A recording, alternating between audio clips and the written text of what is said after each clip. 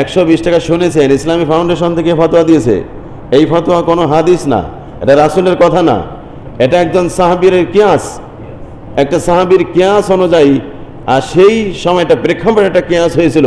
সেই কিয়াস যখন ইজা ফাতা সাবাবু ফাতাল আমালু, যখন সবাব কারণ চলে যাবে তখন তার আমল পরিবর্তন হবে।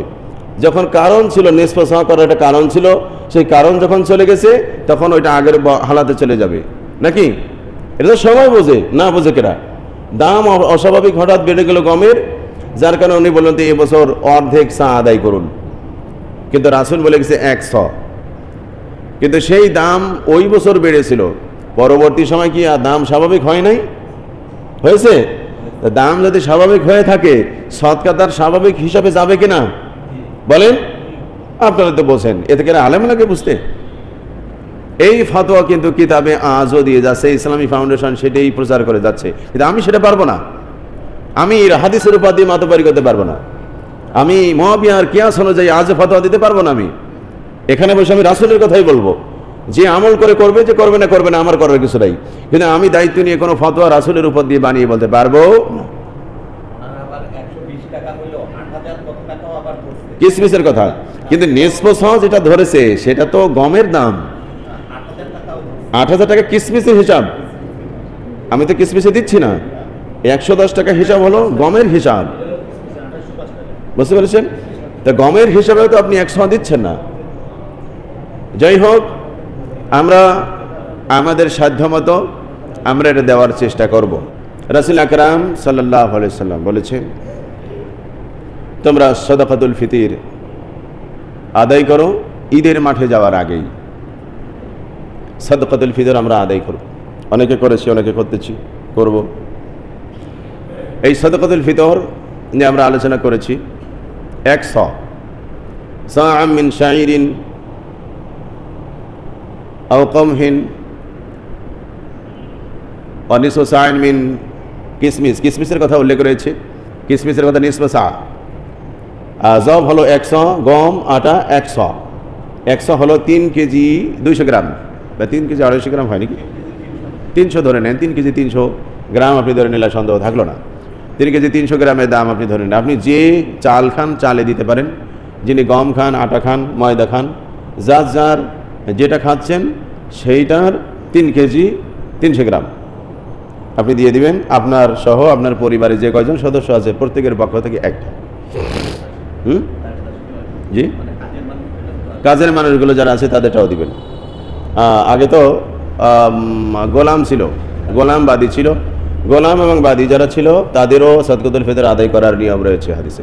এই যে এখন তো গোলাম নাই, এখন অন্তত যারা কাজের মানুষ আছে, আমাদের পার্মানেন্ট যে কাজের মানুষগুলো আছে, অস্থায়ী হলে সেটা দরকার নেই, যারা পার্মানেন্ট থাকলে তারটা আদায় করে দেবে। সাদকাতুল ফিতর এটা আদায় করলে এটা দুটো উপকার রয়েছে। একটা হলো আমাদের রোজার মধ্যে যদি কোনো ত্রুটি হয়ে যায়, আল্লাহ রাব্বুল আলামিন এই সাদকাতুল ফিতরের ওসিলায় আমাদের সেই ত্রুটিগুলি মাফ করে দিবেন। জি হ্যাঁ, কাজের মানুষের পার্মানেন্ট কাজের মানুষ থাকলে তারটা দিবে। জি না না না না, আমি 120 টাকার কথা বলি নাই। 3 কেজি 300 গ্রাম, 3 কেজি 300 গ্রাম চাউল, আটা, ময়দা যে যা খান সেইটার মূল্য।